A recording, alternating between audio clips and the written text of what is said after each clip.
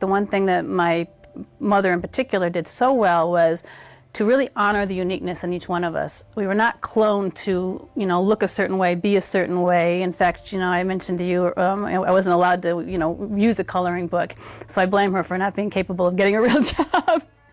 I couldn't go, you know, couldn't go in between someone else's lines. I wasn't allowed.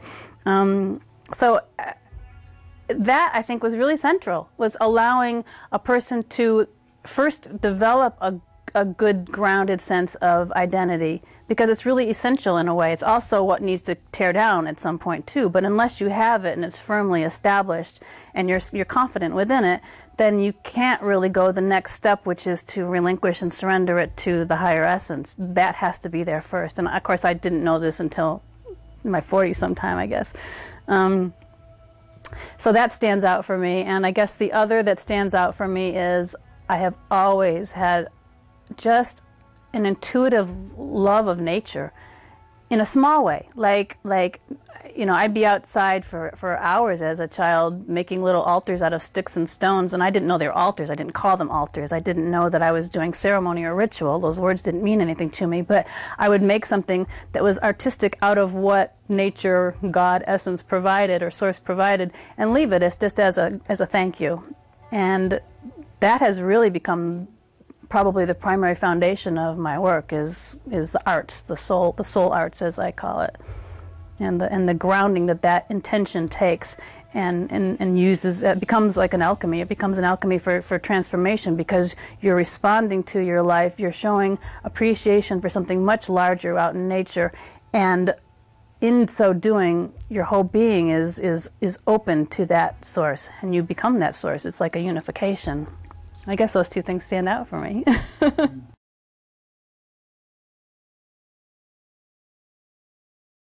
By today's cultural standards, it was outstanding. You know, the nice house, the perfect husband, the good career, the meaningful art and beauty and friends, all the things of beauty, really. It wasn't uninspired. It was quite artistic and alive. But I have always had, at the very deepest core, a desire to know truth, as if it's knowable.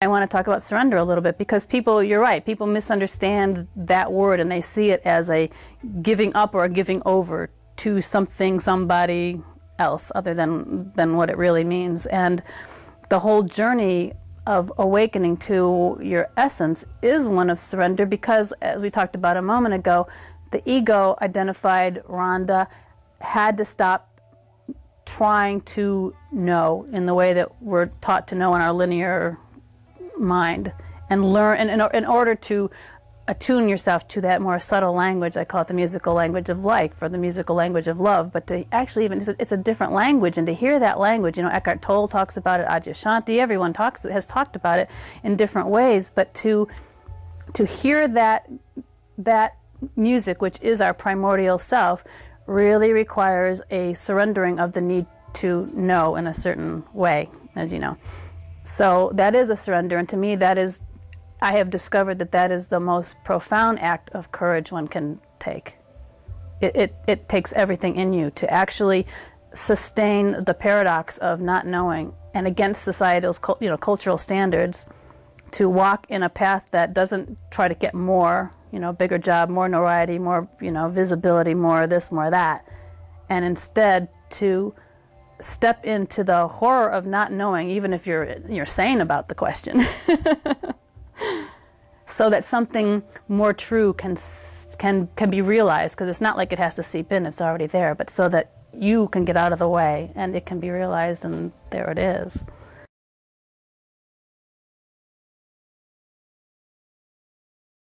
What happened in my journey was you know, the old be careful what you ask for. I posed the question very, very intently, and it reverberated through my bones, through my sinew, through my marrow. Everything in me resonated with the quest to know truth. What I said was, I want to know, I see no reason to live other than as a mystic. And I really didn't know what the word mystic even meant, but I was dead on. It was exactly right. It was one of those things that comes to you, you know. And as I started to learn what a mystic was, I like put the skids on. Oh no, I'm sorry I made that request. But because it undoes you. It undoes everything in the way of truth. And I think that that is what is called and what most of us don't really want to do. You know, Adyashanti says, you know, you don't really want enlightenment because it's the last thing you want, because there is no you. You are given up in the process. So it's quite a loss in a certain way, in the old standard way. Right. Devastating, actually, until the larger is seen.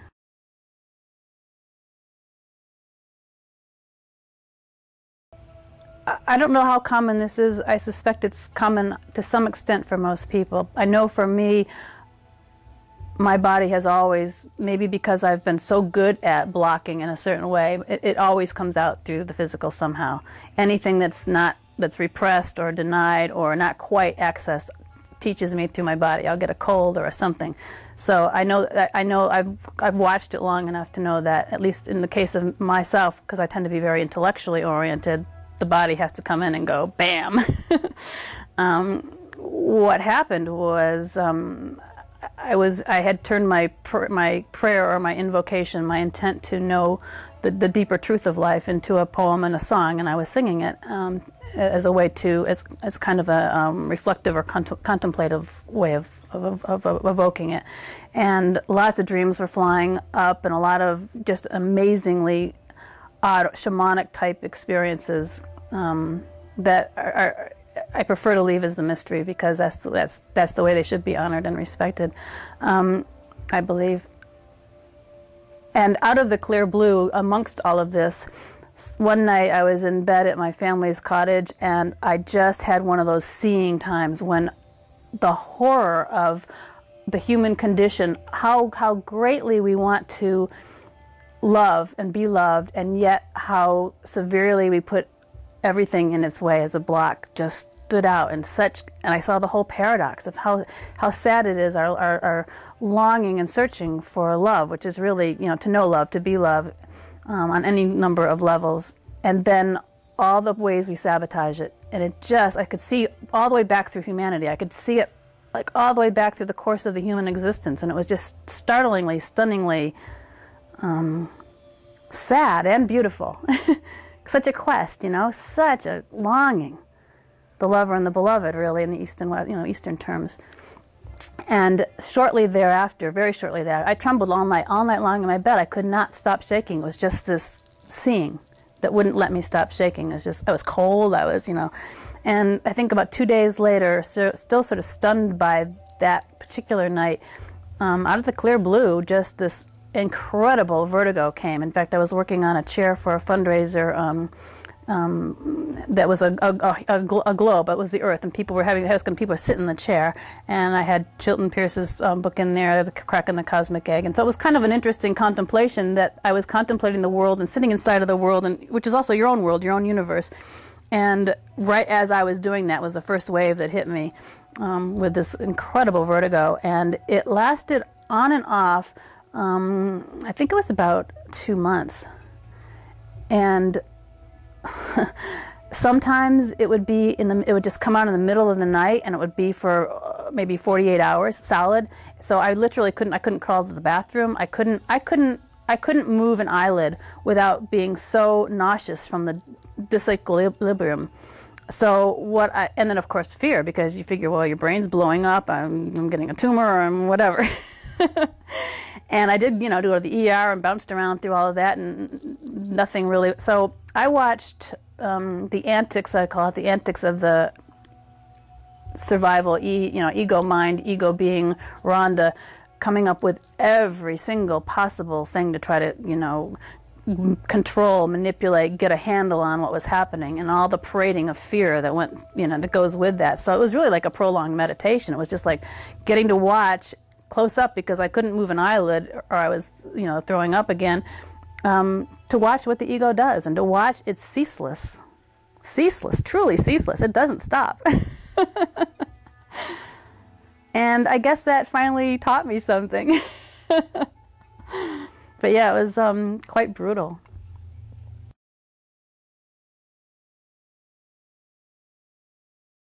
I remember going to bed one night, really, truly, with such a strong vertigo, not knowing if I was going to sleep and never waking up again or not. I just didn't know.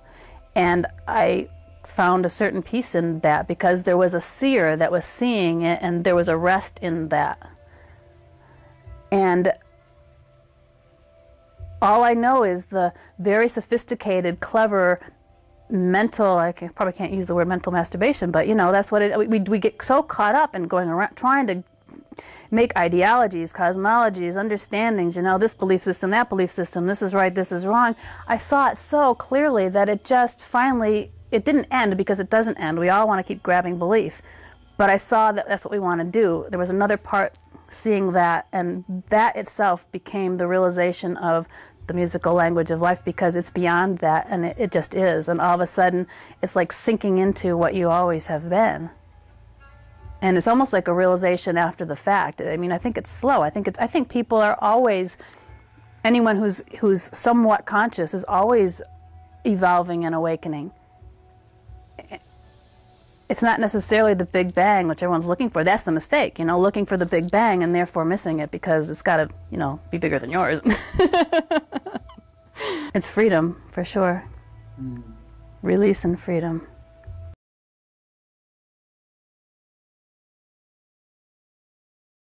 It's almost as if there's no more deciding. It's almost like it's a choiceless choice. I'm moved now more by, I know Deepak calls it spontaneous right action, and it's like that. It's just simply something emerges and you take action. But there's no more planning, thinking, manipulating, oh, I better make a brochure and go out and put out my word out there and become the next, you know, it's not that. People started coming. My website was created really just as a labor of love, and it has a lot of writing, and people just would find it and start engaging in dialogue.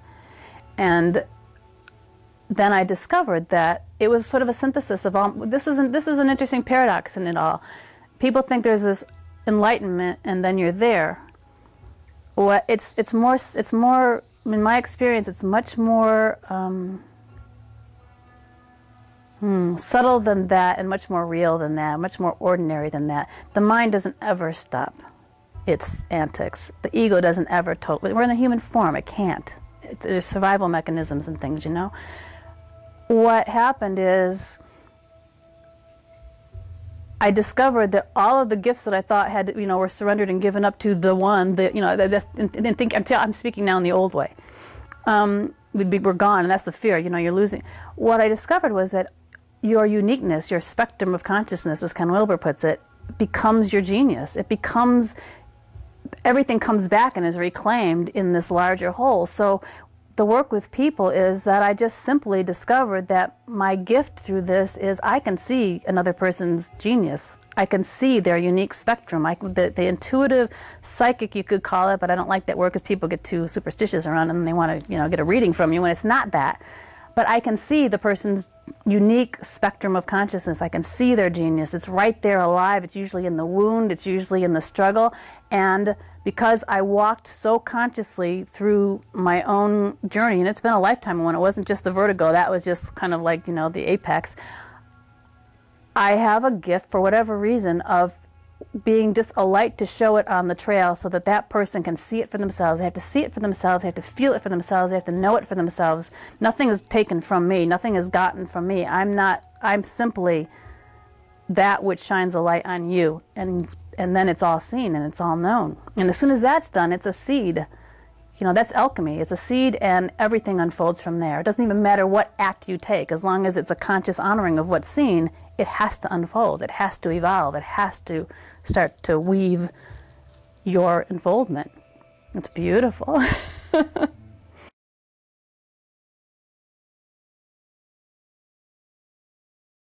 We're so habituated and addicted to the linear mind that we don't know there is another vast intelligence that we have within us all the time. This is what I find I do that seems to really have amazingly powerful results with people in like a couple of days. I mean, really, truly life-shattering, complete transformation of something they may have worked on for 20 or 30 years in 3 days is the removing of the mind and the instituting of things that actually bypass the mind. So I most often bring somebody into sensing their body's intelligence. The body is the most intelligent. We think it's the mind, then the emotions, and then, well, the body knows something. It's the other way around. The body as the temple actually is the most accurate, dead-on, right intelligence we have. And we think of it as the carnal, thing we have to carry around. It's the opposite. It's as close to God, or whatever word you want to use, as we can get. I have them first try to see something from inside the body's intelligence, not the mind's. I lead them away from the mind. And if it takes a dramatic push at first to do that, then that's what we do. And it might take that, and for some people it does. Then when they see something in the body, from the body, we move it into an honoring act. An act of what is seen. It's really that simple. Our life is meant to be an act of what is seen. Consciousness given an honoring act. So they give it an honoring act. One woman who came who was suicidal her whole life saw right off the bat at the first session, every single time the person so far has seen everything, has been given everything in the first opening session. And then it's a matter of flowering it and bringing it into a true breakthrough. But it's always happened in the first session. It's all been given. She saw a little crouched up, hovered over in the base of her spine, little being herself, because she was abused and all these different things. So we had her go out into the art studio and create this being, and she did create this being, and here it was, a hunched over, cowering, scared, and she honored it. She honored it. You look at the good, the bad, the ugly. Nothing is denied. No thing is denied. No thing is instantly turned into the positive. She honored it as that in her which has suffered. And she put it on the little altar down in the meditation hut where we do our sessions, and she dialogued with it. And within each one of those actions led to another action, another seated honoring, and each honoring opens another doorway, another doorway, another doorway, until at the end she completely emerged as that which she had come asking for, which was to know herself and to be able to be herself and to accept her pain and suffering, not to get rid of it. She may have thought she was coming to get rid of it, but what she realizes, that was her path, and now she's grateful for it. And by the act of actual sincere gratitude and sacred action given to it, it just transmuted and suddenly became her gift, and there's nothing more to fight. That's a surrender, a powerful surrender.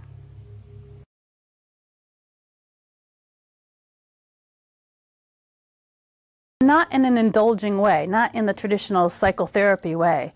Lots of people can get stuck in that, muckraking through, your past and your childhood, and that becomes a fascination in and of itself. And it's really important, the quality of your consciousness, the quality of the light you shine on it. If the quality is one of embracing it in a certain kind of curious leap of faith, not in order to get something, or not in order to get rid of it, or not in order to negotiate, but truly, truly saying, taking the faith that there may be a gift in all of who you are, then it transmutes.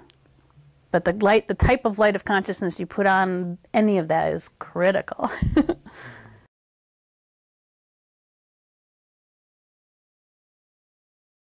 If I look at what causes one to be seduced, myself or anyone else, it's, again, that which I'm disowning, and so I need something from out there. As soon as I don't disown anything, there's no excluding of anything of my experience, there's no seduction. That's why I like the word whole, because whole implies not that you're healed, because it's, again, a paradox. Healing is really recognizing your wholeness, and recognizing your wholeness is really accepting all of it and not needing anything. Then they're back into the muckraking and trying to heal my my old family issues, and that's a dead end. It'll never be healed in that way. But if it can be accepted and not fought against like the Chinese finger torture, you know, if it can be accepted, then there is simply wholeness. And when there's wholeness, there's no seduction.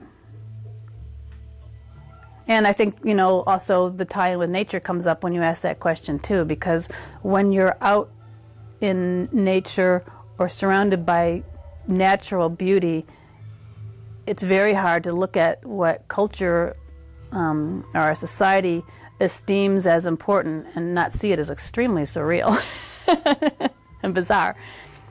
And another one is just don't read the newspaper. I mean, you want to get real practical? Turn off the TV. Done. And turn it off for even a month and go back and look at it, and you will be shocked at what's been seeping into your psychology without knowing it.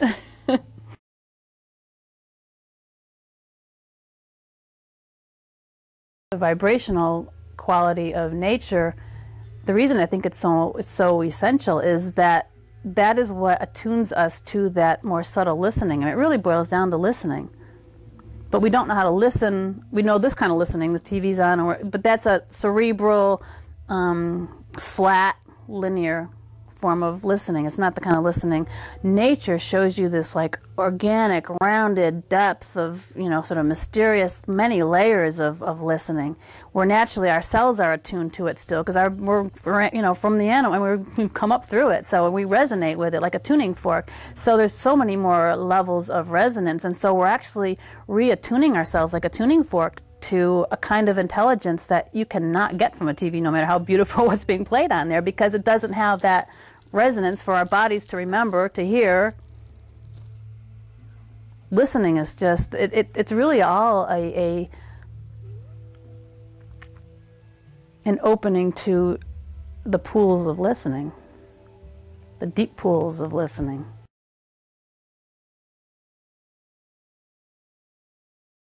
If there is simply, like what I call the living prayer, if there is simply, you know, a moment given, dedicated to your day, where you don't practice meditation to try to get something, you know, or to bliss out, but you use it as a reminder to that your heart's or in soul's desire is to be alive.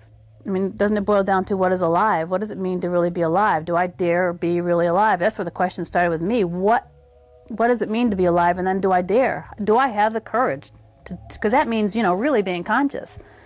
And if you see that and you ask that question one time, really ask it, truly ask it, then all it takes is giving a little bit of that seed every day, just someplace, whether it be to choose to turn off the TV or meditate for 10 minutes or light a candle. I just light a candle. I don't go sit and, you know, om for a half hour every day, any longer. But I do little things all the time that are a conscious act. And as soon as that's done, then the resonance has started again. That tuning fork has brought, that vibration is there, and it will wake you up to where you're not awake. You know, it will. And I always have a seed word of some sort that I'm, that's the background. I hold a light contemplation, and it changes over time. Right now, it's the creative expression, or being a vessel for the creative expression of joy, and I'm contemplating that joy. You know, what is joy? Well, joy is gratitude, for one thing. You know, it just starts to unfold, and then you start to see examples where you're not that, or examples where you're lazing out, or an example where and everything contrary to it comes up, and that's accepted too. And then it does its good work. It's an alchemy. It's a form of purification. It's sacred alchemy. I don't think it takes much, but it does take that one choice, that one kernel, that one seed, and then doing some small act to honor what that quest is.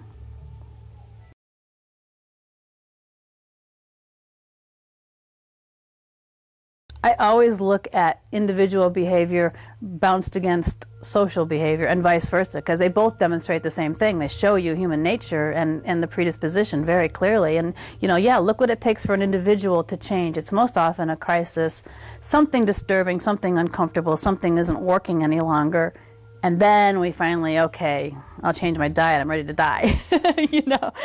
And you look at our culture, and it's the same thing, you know, we're heading at that direction right now. You know, will we turn just because we know there's global warming and we better, because you know, the boat can't turn too much sharper much faster, or are we going to wait till it's, you know, really on the verge of too late before we act? I mean, if you look at human nature, if you look at corporations, I mean, does seem to be how we behave as a species. I think it's probably our developmental or evolutionary stage right now. I mean, can we go to something beyond that? Yeah, maybe in a couple 100,000 million years. I mean, we're still not that far away from, you know, the amoeba. We think we're so sophisticated, but we really aren't. Animals in monkey clothes, kind of. Taking ourselves pretty seriously, thinking, wow, look how far we've progressed. Yep. Smoke and mirrors. Yeah, that's amazing. It truly is. I think some humility for the animal in us is helpful.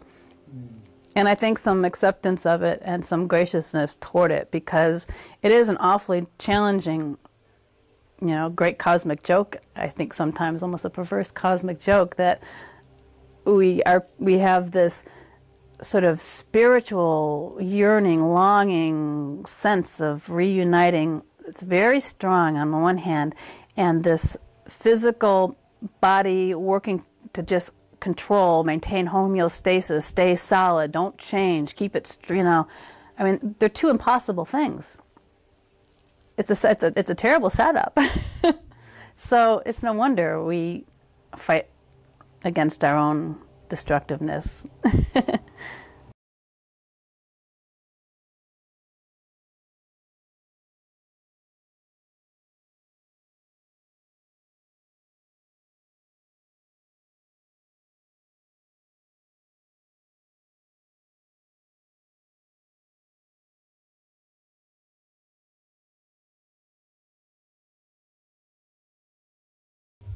Don't listen to me, listen inside of yourself.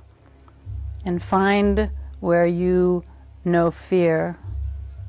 And find where you have felt the insecurity of non-being, as maybe the social identities, or we talked about, you know, the seduction, where that's taken away for whatever reason, a crisis or a change of consciousness or whatever. That non-being is ultimate, that dark night of soul. I mean, it is inevitable on the classic journey of awakening to consciousness. And find that in yourself and see what the antics of the ego mind do when you release into surrendering, and see how that feels in your body. Because to look at it and to try to understand it while I'm speaking from your mind only becomes something to try to get, and there is nothing to get. It can't be gotten. But if you listen inside yourself and you find your fear and you watch your fear, it'll start to show you that it'll unravel the next. But you have to be able to sustain non-being, and that's where most people stop. They grasp at another identity real quick and quickly give it, you know, they found this or they found that, you know, a teacher, a guru, a system, a belief, medicine, whatever, a Prozac. But if you can sustain the non-being, which is the early stage, then it has to follow its progression. It has to.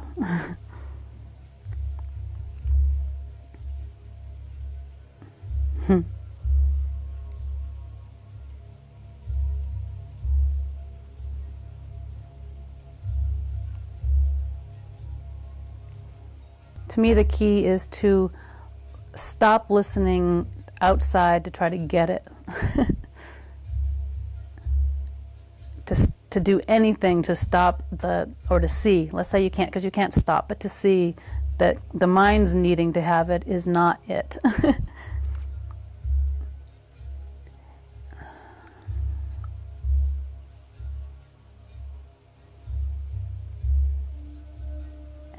It's not a grasping, getting, having thing. It's a love of essence.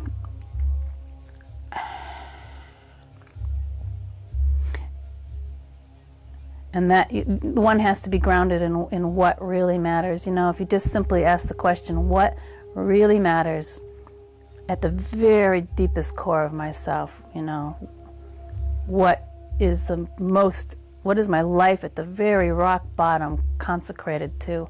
And then the question, how alive do I dare be? Everything will come from that. But to try to get it outside is not, you know, so many spiritual wisdoms are taken and used as a belief system and then marshaled against somebody else's, and it's not that. It's much more elegantly simple. It's art. It's music. So if one would listen and hear the music in themselves, they would find it. I think we've said that. And everybody is a genius. Everybody is a unique spectrum of God consciousness with an absolutely remarkable brilliance that no one else will ever have, ever. Just asking to be cleanly reflected.